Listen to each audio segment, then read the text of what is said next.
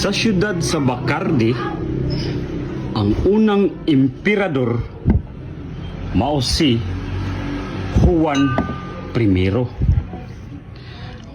65 years siya nga namuno.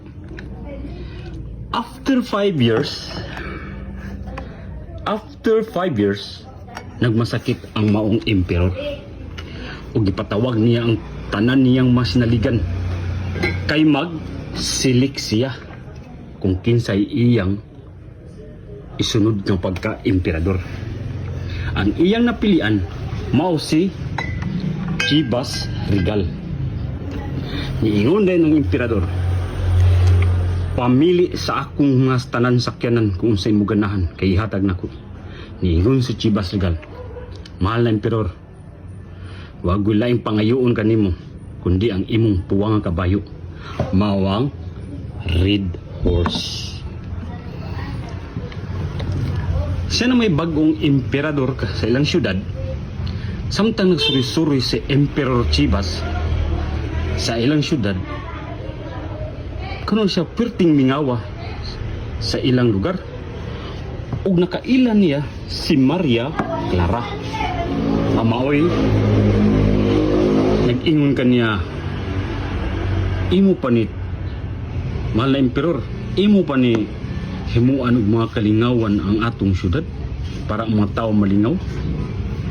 Kung nakuno na si Emperor Chivas, tinuod no, ang mga tao puro lang trabaho, huway. O karon usbon kong pamalaod. Sa usa ka semana, adlong Domingo way trabaho, ug maglingaw-lingaw ang tanang tao. Ug ipatawag niyang banggiitan niya nga panday mao si Alfonso I. Ingon ni Alfonso, mahal na emperor, unsa may ipabuhat ni kanako? Maghimo kitag mga bar diri sa atong syudad. Laking sa may manage ay kabalaka na ako'y nakaila si Maria Clara. Ya kuya ra ba kini mahal na emperor? Kinahanglan gyud ta inig mga kahyo ug isog nga mga tawo nga mobantay. Ayaw kabalaka Alfonso. Kad na ako'y duha ka fighter nga sinaligan ako, si Kulapo ug si San Miguel.